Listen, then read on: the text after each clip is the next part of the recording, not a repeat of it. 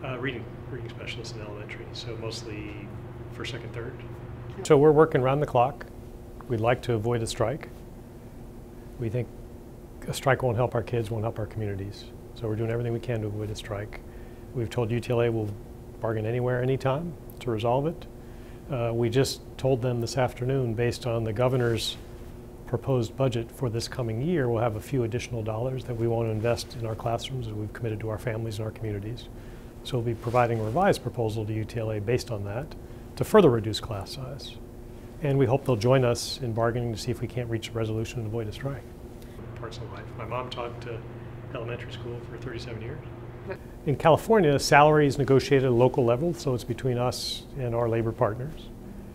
Pension is a state law issue, so we all have the same pension system. We all pay into that system. And healthcare is a local issue. So we have a unique arrangement in Los Angeles where labor partners tell us the terms of the healthcare and we pay for that. So our labor partners really set the terms of the healthcare benefit. State sets the term of the pension benefit, and we bargain the salary component directly.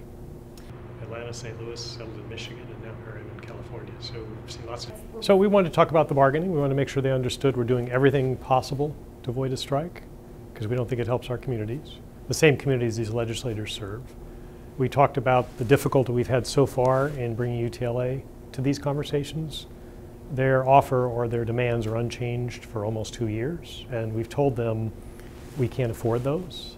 Our regulator just said yesterday that we cannot afford those, so we're doing everything we can with the resources we have to do the best possible thing for our students and our schools and our educators. And we talked about the need for additional funding and how we can work towards that. We're delighted to see in the proposed budget today those same set of values reflected in this new governor's commitment to public education.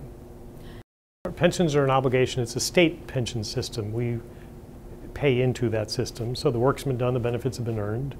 We wish the state would give us a little more money to cover the actual costs of those benefits, but we're committed, of course, to maintaining the pension system that's in place. And as an employer, we provide it, but it's the state system we pay into. We believe the same set of things, a great public education for every child in each one of our schools, irrespective of a child's place of birth, where they live now, the color of their skin. They deserve a great education. That's what we're trying to do. That's the work we do. We want to make sure our educators are paid. Everyone in our schools who works in our schools should be paid the best possible wage. We want to make sure we have low class sizes, all the support, counselors, nurses, and librarians in our schools to support that. We want all of those things. The challenge is we don't have the money to pay for all of those. That's why we were in Sacramento yesterday, the board president and I, to bring home more resources to do more.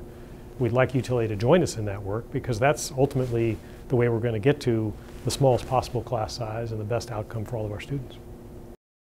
I'm going to work around the clock to avoid it, because I'm a proud product of public education myself. It's the foundation for others to have the same set of great opportunities I did. So I feel an enormous sense of responsibility to do all I can to make sure we do not have a strike, to continue to provide kids with great education. And we're going to keep schools open, keep kids safe and learning.